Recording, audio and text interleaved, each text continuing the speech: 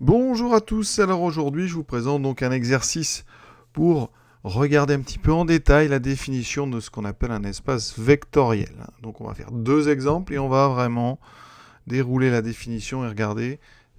Objectif c'est donc apprivoiser ce vocabulaire. Il y a beaucoup de mots donc il va falloir vraiment les connaître ces mots et puis tout de suite les associer à quelque chose, une formule, une vérification. Donc ici les deux exemples que je propose, c'est vraiment des grands classiques.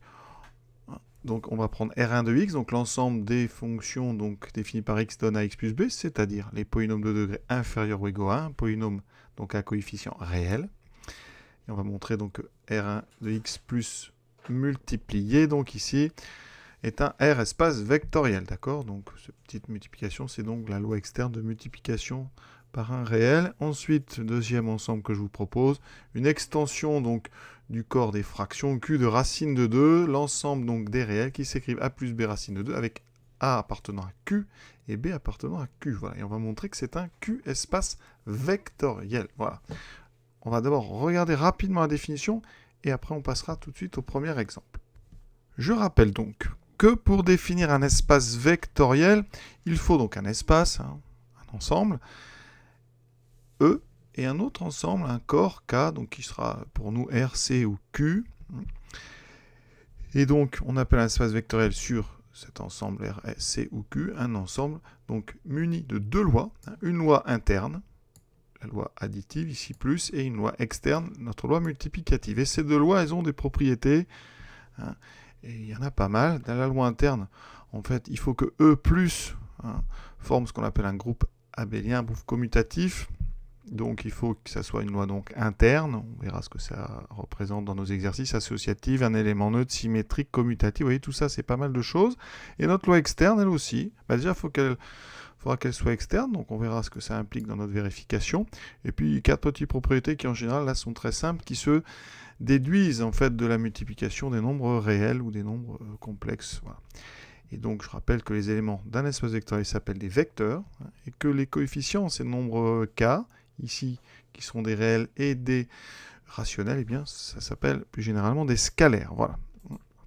Et qu'on a ici un élément particulier qui s'appelle le vecteur nul, qui est l'élément neutre de la loi interne de l'addition. Donc on est parti avec notre premier ensemble, ici donc R1 de x, donc les polynômes de degré inférieur ou égaux à 1.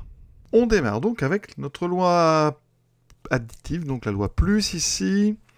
Est-ce qu'elle est interne? Donc effectivement, là vous allez voir, je vais dire un petit peu des banalités, mais c'est vraiment pour apprivoiser le vocabulaire. Donc pas d'ambition particulière si ce n'est de pratiquer. Donc est-ce que cette loi, donc ici on est dans R1 plus, on va montrer que c'est un groupe commutatif. Alors interne, effectivement, si j'ajoute, donc on va prendre à chaque fois donc soit G, donc on va l'appeler donc G, ça sera donc une fonction, voilà son expression, donc ax plus b. Ensuite, G', alors je vais pas mettre prime parce qu'avec les fonctions on peut confondre. Donc je vais mettre G1, donc avec A1 et B1, et G2 avec A2 et B2. Donc on voit bien que G1 et G2 appartiennent bien à mon ensemble. Donc R1 de x, ce sont bien ici des fonctions dont l'expression est sous la forme ax plus b. Si j'ajoute, eh bien vous remarquez bien que G1 de x plus G2 de x, pour tout x, ça va me donner quoi? Si on regarde, ça va très vite. D'accord, ça fera 1 plus A2 fois x plus B1 plus B2. Là, j'ai bien un nombre réel, un nombre réel. Donc évidemment, la somme de deux fonctions affines, c'est une fonction affine.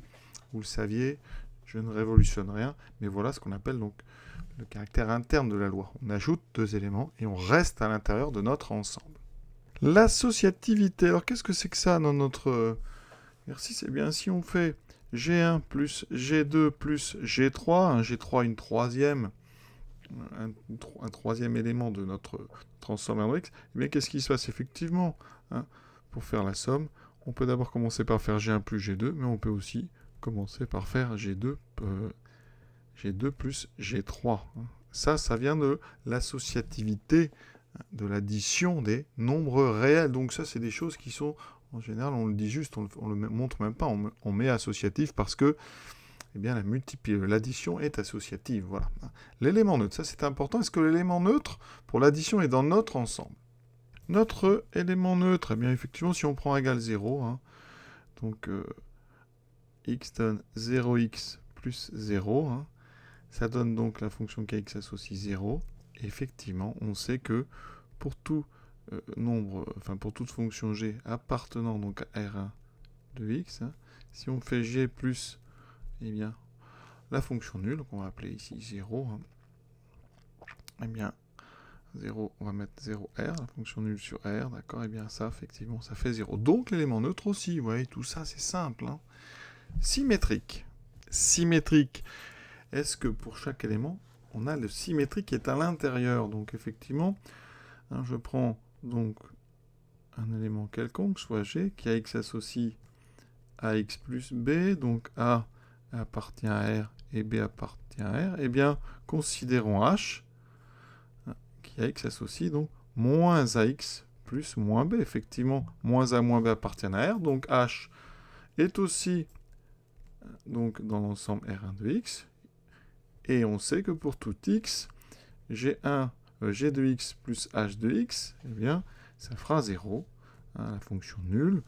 Hein, donc G plus H, c'est la fonction nulle sur R. Donc effectivement, eh bien, on a bien, quel que soit l'élément que je prends dans mon ensemble, hein, c'est ici, quel que soit l'élément que je prends, je peux trouver un autre ensemble, un autre élément dans l'ensemble, tel que G plus H et H plus G est égal à... Alors, je n'ai pas vérifié G plus H parce que je n'ai pas encore parlé de la commutativité, mais ici, la commutativité vient de la commutativité de l'addition chez les réels. Hein. G de x plus H de x, on sait que ça fait H de x plus G de x. Donc ça, c'était évident. Hein. Cette commutativité, elle est apportée en fait par la commutativité de l'addition des nombres réels. Voilà. Donc on a ici les 4 premières propriétés qui sont ce qu'on appelle les axiomes de groupe. Hein. Ça veut dire qu'ici, votre ensemble est un groupe par rapport